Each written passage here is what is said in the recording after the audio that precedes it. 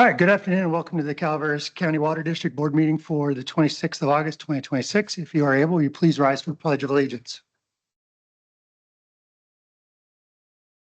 Allegiance to the flag of the United States of America, republic which is in one nation, under God, indivisible, with liberty and justice. Thank you very much. All members are present. Is there any public comment at this time in the room? Public comment online. Going once, going twice. All right, public comment is closed. We'll move on to the consent agenda. These are only item on there is the minutes. Is there any public comment on the consent agenda? Second. Motion is second. I see no comments online. All in favor? Aye. Carries 5-0. New business, discussion action regarding approval amendment number 2 to the professional service agreement with Hydroscience Engineers for the Copper Cove wastewater treatment plant tertiary treatment project. Kevin, take us away. Good afternoon, directors. So I'm here today to talk about the Copper Cove tertiary treatment project. This is an Army Corps project that we have at our Copper Cove wastewater treatment facility. This has been one of the most challenging and involving projects the district's undertaken in some time. The challenges have been the tertiary treatment technology or the engineering design. Hydroscience, our engineer, they've worked on similar projects for us, like the Arnold wastewater treatment plant project, without any issues. The primary challenge is navigating the U.S. Army Corps of Engineers Section 219 process and the extensive federal requirements involved with that. On the 90% design, we received over 300 comments, and the U.S. Army Corps engineers at the last minute added a 95% milestone to the project that wasn't part of the original scope. While it's frustrating, we're kind of required to follow their ever-evolving rules, not rules, but processes, I would say, to receive the federal funding. We think we're nearing the finish line. We've got the 95% plan set into the Army Corps, which is essentially the 100% that will just be amended with any comments they have. So why this is amendments needed, basically to pay the costs that we incurred for the additional design step, reviewing the comments. They gave us a 2,000-page set of boilerplate specifications. They're just for federal projects, and we basically had to go through page by page and amend every single one of those to fit our project. Those specs. Next time, could you put those agenda, those 2,000 pages, just so we could have a better understanding of why and how? Yeah. Anyway, we got it down to 1,200 pages, and then plus the technical specifications on top of that. So they had Hydroscience is asking for an extra $129,670. That covers approximately 500 hours of labor time for engineers and quality control and their specs people to develop the project specs. So this cost is eligible towards our in-kind contribution that we have to provide to the project, which is 25%. Combined with the staff improvements that we're working on right now, that's going to constitute our in-kind contribution is the design effort, the environmental, and the staff. So right now we're a little bit over the 25%, but we think that once all the Army Corps costs are incorporated into the project, we'll be probably underneath the 25%. So with the exception of the PLC upgrades that was added to the scope, this work just kind of reflects the additional work that had to be done for the Army Corps.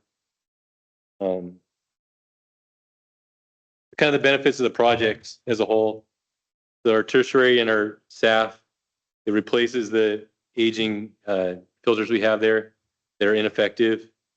The new filters will be continuous backwash, so they'll remain online cleaning while they filter.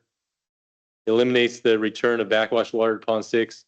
So basically, all the contaminants that are filtered out of the backwash, the current filters, gets sent back to Pond 6.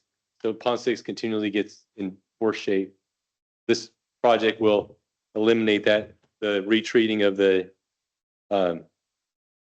backwash. So there'll be the SAF filter that will take out most of that ahead of the treatment, and it'll be put in bins that dewater and you haul them off. Enhances the long-term reliability, regulatory compliance. If we want to do something different with the water in the future, it provides a cleaner water and extends the life of this critical infrastructure. The Army Corps is going to be managing the bidding and construction of this project, but Hydroscience and the district will still have to be involved in supporting the Army Corps with answering RFIs, reviewing shop drawings and submittals, and working with the contractor as the project is at our facility and we have to maintain operations. Kevin, that work that you just described, will that necessitate an addition to Hydroscience? So we had, I think back last year, we approved Amendment 1, which was to focus on the tertiary treatment design with Hydroscience. And so, yeah, this cost is its best guess at getting us to, not best guess, but I guess not the worst case scenario, not the best case, but what we think it's going to cost. And obviously he'll bill his actual hours. So if it's a not to exceed amount. This seemed to me in the staff report, this describes the work that they will be doing specifically to address the 300 comments. You just talked about when the work begins that Hydroscience will be there on site shepherding things along. Or are they going to charge us more than this 129? We haven't touched the budget for the construction support, engineering support during construction. So there's still, in the original amendment, there's still that bucket of money in there for reviewing submittals and stuff. So this is independent of that. But with the Army Corps, we don't know what they're going to require of us during the submittal review. So we anticipate if it's the same way this is, hopefully it's better. Okay, in your earlier comments talking about the existing filters, you said that they're ineffective. Does that mean that they don't work or they're just inefficient? Yeah, they're basically, those filters are basically for a water treatment plant, not a wastewater treatment plant. So they're made to filter out clean water. So it tends to be if the water is dirty, they can't meet their rated capacity. So we can't run them as long. So they maybe Damon can speak more to that, but we're only getting like 400 to 500 1,000 gallons instead of 1 million gallons out of it. So that's kind of where we're at with the filters. They don't continuously backwash. So a lot of the problem is we have to shut them down to backwash them, and that delays time. And with the SAF, so in the intermediate project, we'll have the SAF running with the old filters. And we think the old filters will be able to keep up a little bit better at that point. But the new filters will be much better because they're wastewater filters or sand filters, continuous backwash.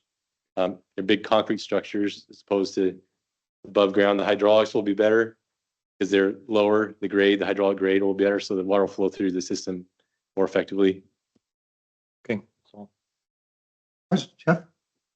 So if I read this correctly, we still don't know what the Army Corps of Engineers may require. They've thrown us a couple of little curveballs and they can throw more. So it's really impossible. I don't mean this in a bad way. It's just that for us to know what the final costs are going to be. But we do know we have to pay 25% and that this engineering costs will likely be less than that project. Yeah, we think at the end, if for just the tertiary and SAF portion of the project was the first phase of the project, and we're not talking about the dam raise project that could be something in the future. But yeah, for this project, we think by the time the construction cost comes in, that in the cost that, and they had 12 people reviewing these plans for us, so they build all their time to the project too. So their cost accelerates, the cost they contribute. So it's kind of I think it's what we expected when we got into it first. And then just another comment. I don't know if it's because I'm learning a little bit more about engineering, water and sewage, but I just wanted to compliment you on your writing. It's very clear, concise, not 2,000 pages long, which is nice. And, you know, for someone who's not an engineer, understandable. So thank you for that. Okay. That GPT is getting very good. The question I have is about the funding, that 75% and the 13.1 million that we have already from the Army Corps. We're looking for another 3 million, I know, but I thought that was for both the replacing this tertiary, replacing the filters rather, and raising the dam. Is and it's, I know it's 25/75. We are going to pay 25% of that, but I thought we were trying to do both projects with that amount of money. So that will be the completed project, but the project components are changing. So we will replace the tertiary filter, install the SAF, and then we'll have to make a decision about how we handle the remainder of the capacity issue. But the dam raise, I think our latest thinking is probably not the most effective way to do it. So that's what we've been discussing, you know, in revising the letter report to reflect other strategies, because there won't be enough. It's be like We're gonna go $27 back and million get for more. everything. Well, just now that this is on our agenda, I haven't heard that in lieu of raising the dam. What are the other options that we're looking at? So part of Hydroscience task in this first amendment, number 1, was to do a water balance. That's like what's driving the need for this dam raise. So there's multiple other ways to get rid of. We have an MPDS permit that is not really it's for emergency conditions where you can fill in past the golf course. And then so emergency situations, you can get rid of water that way. And then a lot of the water that's contributing to the dam is from rainwater that's surrounding the reservoir that runs into the reservoir. So how do we control that water from running into the reservoir? Because that's impacting the amount of storage we have in the reservoir. So our problem time is during the non-irrigation season, happens to be the same time it rains. So if we can control the I&I coming into the reservoir, we might not need the reservoir expansions soon. So, and then by improving the tertiary treatment, how fast we can treat the water, it might be possible to draw the reservoir down more quickly, so you can make up some more storage capacity for the when we need it in the winter time. So we're looking at other stuff, but the way it's looking right now, we're trying to prioritize the tertiary and the SAF. Questions from the board? Public comment on this item? Rooms, none online. I'll bring it back to the board. Action item. Move for approval. Motion, is there a second? I'll second. Motion is second. All in favor? Aye. Carries 5-0. Thank you very much, Kevin. Thanks. All right, Michael. Yeah, I'm not used to being in the spotlight this early in the day, so but I'm good to go. So a couple of updates. A group of us were at the Urban Water Institute conference last week, and it was really good. A lot of good discussions, really interesting panels, and a lot of other interesting connections made with folks that are working on water policy at a very high level. So worthwhile excursion, and there'll be some follow up from it as well, including some folks I think that maybe headed up here for a tour. So it's good to connect mountain counties with Urban Institute folks. A lot of work going into the home stretch and the preliminary application document for our relicensing effort. We anticipate filing by the end of next month, and so we'll have a report to the board at next month's board meeting, which, spoiler alert for later in the agenda, we're looking at moving to September 16th. But we'll have a report out before we file the pad to the board on the preliminary application document and the notice of intent to relicense. Just a couple of brief updates. I don't usually report out on Board of Supervisors meetings, but they did adopt a moratorium on data centers yesterday. It's a temporary moratorium, but it's an interesting land use development, or not development in the term in a land use sense, but an interesting occurrence that affects land use. And then they also rescinded the part of Chapter 20 that implements the Tri-Dam Shoreline Management Plan at Tulloch, which doesn't mean that goes away. That's a FERC mandated plan that Tri-Dam has the authority to enforce. But probably about 20 years ago, I think it was added to the Calaveras County Code so that the county would also have enforcement authority over it. And that's been a bit of a controversial subject over the years, and the county rescinded that yesterday. So no direct impact on us, but it was another interesting development in the management of Tulloch. Michael, okay, what pressure led to the moratorium on data? So what's happening in some Was there an jurisdictions? application? No, what's happening in some jurisdictions is because their general plan and their zoning code may not have caught up to data center development yet. It's just not addressed in there. And so in some jurisdictions, data centers have been successful in going into a county and getting a data center approved just as a ministerial approval by right in certain zoning designations.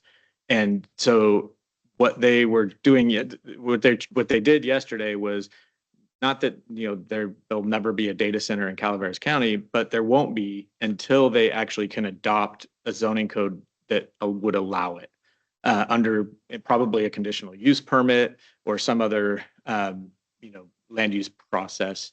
It wouldn't be allowed by right. And it kind of closes that potential back door where a developer could come in and get approval without a CUP. So that was really what motivated it, was what has happened in some other jurisdictions. But So are they actually going to work on an ordinance now? Do they have yeah, that was the Timeframe plan, was that they will have environmental review. They'll have to actually do the work now, because I think if I remember correctly, the moratorium is good for 45 days. Yeah, 45 days. They can extend it, I think, after that. But in order for them to actually address it in the zoning code, there's a lift there for sure. well, it isn't like, hasn't been, that document's out there in a similar type of county. I can't believe it would be too hard to recreate that. There's a piece of Title 17 that telecommunications facilities in a single building are permitted by administrative use permit.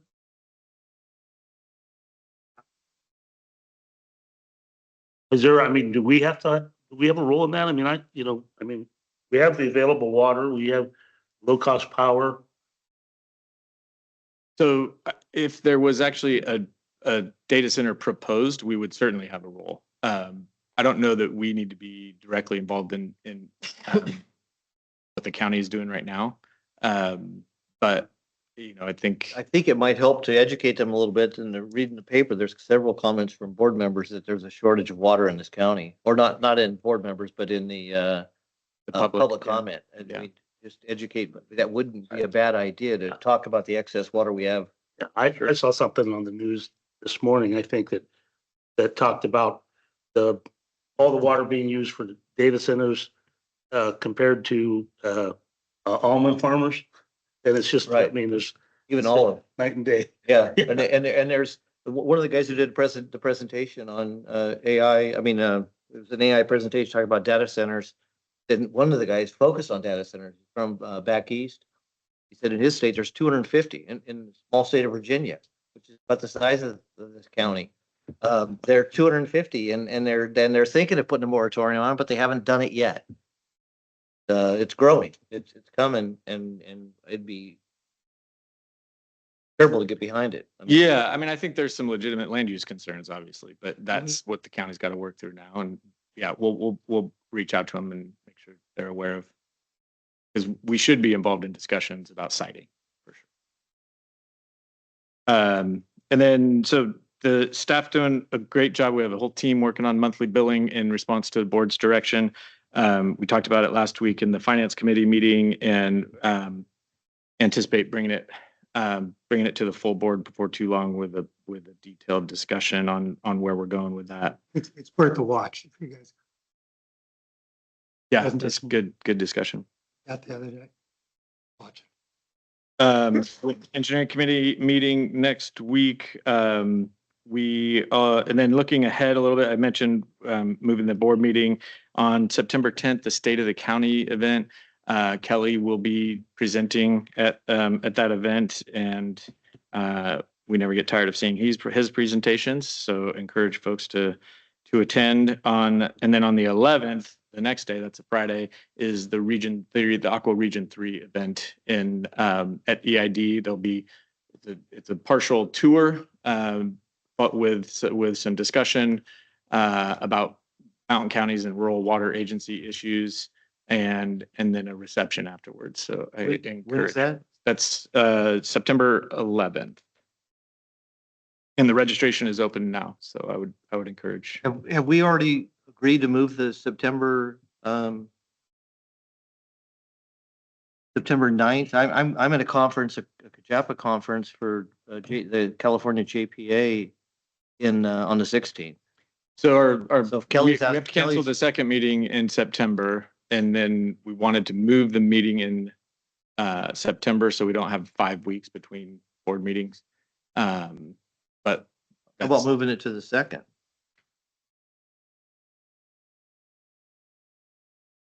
Next week.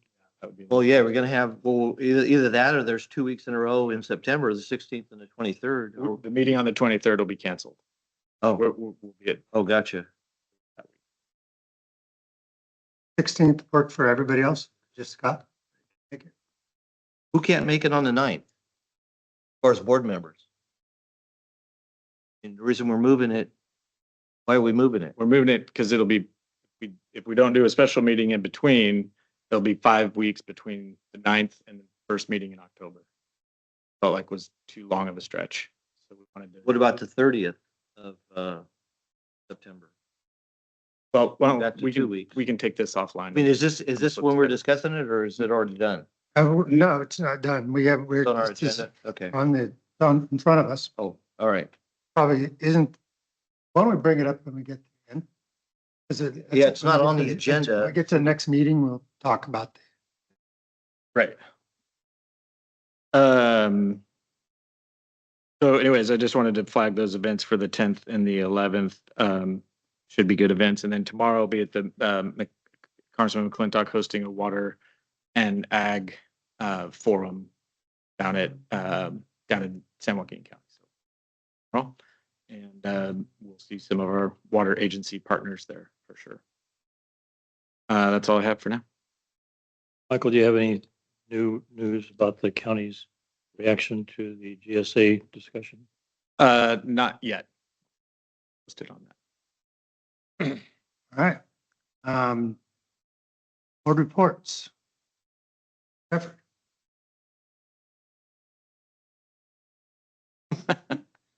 We come back to me. Sorry. I was gonna ask something. Yeah, I went to the Urban Water Institute conference last week in San Diego as well. It was very good. It was very beneficial for mountain counties as well. The mountain counties, as I've reported before, is part of a three-member group called California United. Basqua from the Bay Area, Urban Water Institute from Southern California, and mountain counties in the foothills. And so it's a north to south, east to west collaboration, trying to bring people together. There was a lot of energy behind that in those discussions. And even I talked to the executive director of Urban Water Institute on the last day, and he said, "I'm so glad you guys were here." Justin Caparuso, our executive director at Mountain County, said at his board meeting found out at the board meeting of Urban Water Institute, which takes place the morning of the first day of the conference. They've never sold out before, ever before. And they gave credit to Mountain County, Justin Caparuso, for helping them sell out the event. We were Region 3, Northern California was well represented at the conference. And I'm so glad CCWD helped to support the conference and had a lot of people down there. The executive director of Urban Water Institute indicated that it's gone to urban now, and they're thinking of even changing the name because of how many people are coming to it that are not representing urban. I went last year for the first time, and I will continue to go just to be for the educational process. There were so many. I'm going to share this with you guys. Leave it here. So many different things that were talked about. And last year, Mountain County stole two of their presenters for the Mountain County's Fall Forum, which took place at the Ridge in Auburn last year. And I'm sure we're going to poach in again. They have a lot of good speakers, and they put a lot of time into that thing together. That's all I got. You want to go back? Yeah, Joe. sorry. Good. You're ready? Yeah. We're going to circle all the way Well, back it's to fresh.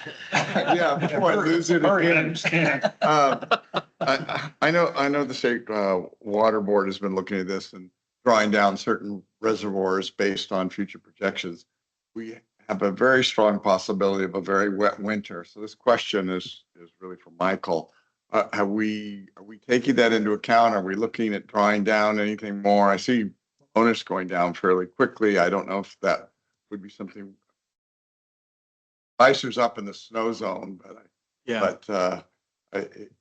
it's a question. Does the possibility of really heavy rains this winter impact any of our planning? Yeah, so and Damon and I have been talking about this ever since the predictions for this El Nino, super mega El Nino, keep getting bigger and bigger. And so we're making sure our facilities are as prepared as we can be.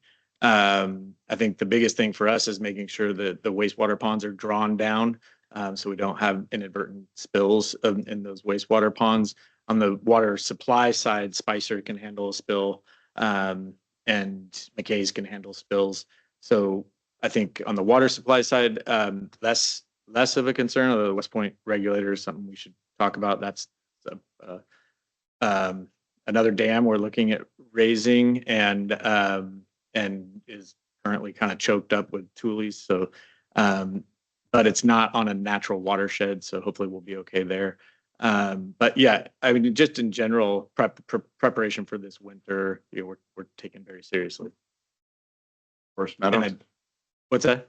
Forest Meadows Pond. Forest Meadows Pond is another one. We're making sure it will be drawn down in advance of the winter. And then I know we received the notice from Tulloch from Tridam this week that they will have their lowest level drawdown over the course of this winter. So Tulloch will be very low. Yes. Reading back over the minutes that we just approved, previously Director Robertson had asked if we could agendize in a future meeting possible money-making opportunities for the district. Ian, is that Right to Michael today about.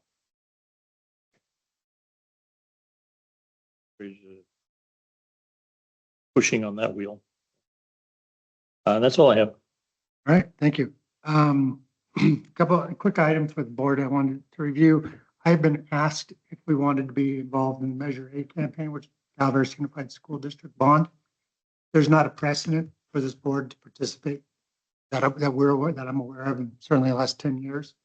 Thing obviously as individual board members. So I just wanted to see, I haven't gotten there before, but I did say I'd ask. There's 3 people on this board have a presentation and consider a resolution. I don't. I'd be interested in hearing a little bit more about it, what it does, or making a decision. I mean, they're going to come and they're going to want to. I'm certainly in support of Calaveras County schools. And not, I mean, up here, and a lot of other people be able to.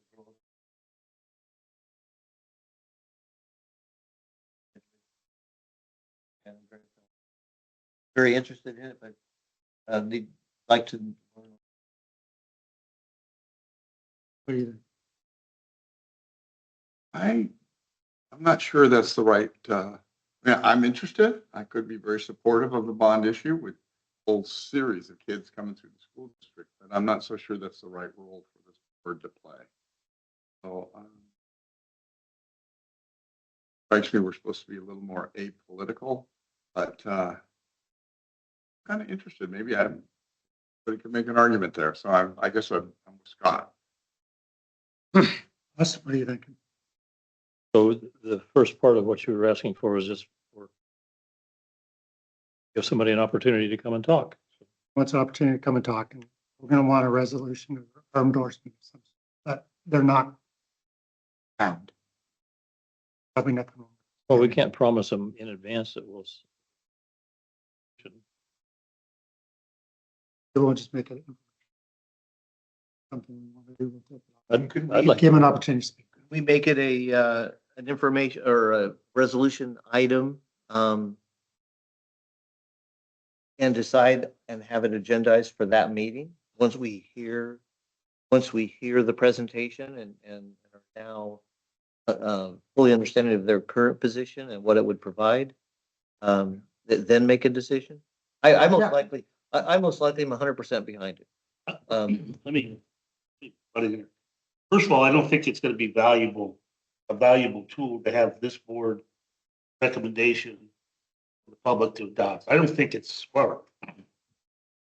Individually, I think, any director can do it, and it probably can have more weight, because we all have our own collective, voters or will, but as a department, as a district, I don't think it's positive PR for this bond measure for our district. That's just my opinion. And why? Oh, because, CCWD is not thought of, even though I know the opposite to be true, but the public is not, encouraged by what we do. They think, we waste money, we spend too much money, we pay too much, we pay our employees too much. That might be a loud, but small majority. I don't think that's the majority of the county. Well, there was 300 people that agreed with it here just shortly ago. Could backfire. I think Let me ask it's bad PR for them to do it. Let me ask a Brown Act question. If we were to individually You already endorse said it, it. can you say, sorry. If we individually endorse it, can you say, Jeff Roberts, I support this bond measure, CCWD director, is that? It's not a Brown Act issue. You have the total right to endorse. Yeah. As far as I know. An individual and I honestly think that's a better path. Just Yeah. my own opinion. yeah, I will circle back with the committee and I'll say, happy to hear it, consider it. We don't think we're going to add a lot of value as a board, but as individuals, maybe. And sort of see what it goes. I'm only bringing this because I was asked multiple times directly. Because I didn't see a precedent. Why we're going to discuss it. What we do anyway. What else I got on here? We've got a change of calendar. You see here in front of you. Changing up the meetings. We talked a little bit about the 16th. Scott can't make the 16th. Seems like a date that would work. I hate leaving a board member out, especially when we're changing meetings. But I said, the rest of you, can you make the 16th? 16th or the 9th. I don't know that going 5 weeks is not much worse than going 4 weeks, but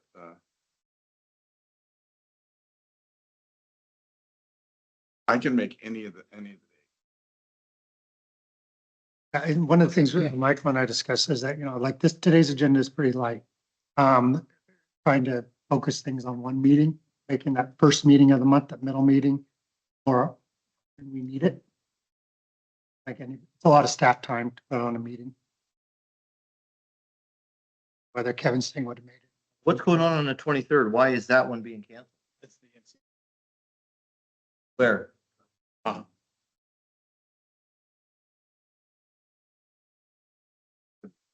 The wrong politically incorrect term in Olympic Valley. Palisades or whatever it's Coming called. around. Big Olympic Valley.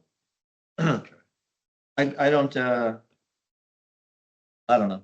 I might be able to, I'm gonna be at a conference and there is an exception to making the meeting, travel, I'll be traveling on business. I can make that meeting appear here and just skip that, whatever's going on at the 1 o'clock. Work, Counselor. Yeah, we follow that. Well, he can.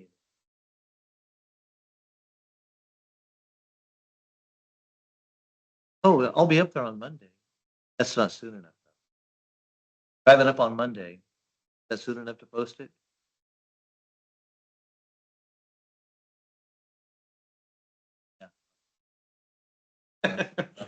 Everybody's running out of fingers. Calculator needs some oil.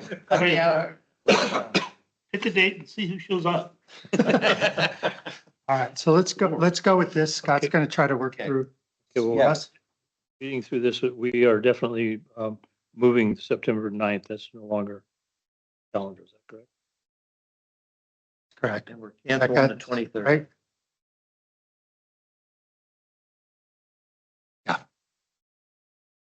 Ninth is out.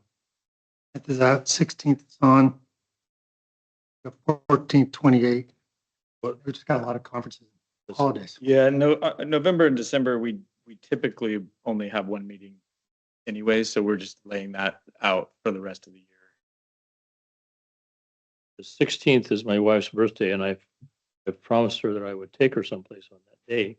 So will you write me? We're here for the board meeting. Actually, We can, Will you tell you write, what, will you Russ, write me an excuse? Or it's actually my birthday too, so you could take both of us out to lunch before this Okay. meeting. we'll do some balloons. You bring her here and, does have balloons and everything? yeah. All 9 yards. Cookie. I guess I'm. And she sit up here instead of you? Give her a CCWD hat. So 16th is on? Okay. 14th, 28th, November 18th, December 16th. Then there'll be a new chair. Happened to 2026. Brett told us stuff. It happened to 2026. Right? Okay, that's, I believe, the only thing on my docket to take a look at. So we will recess into closed session. We'll return at the end of closed session to close the meeting.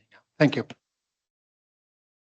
Is there any public comment on closed session items? Public comment on the line? Seeing none, we're in recess. 37 minutes. This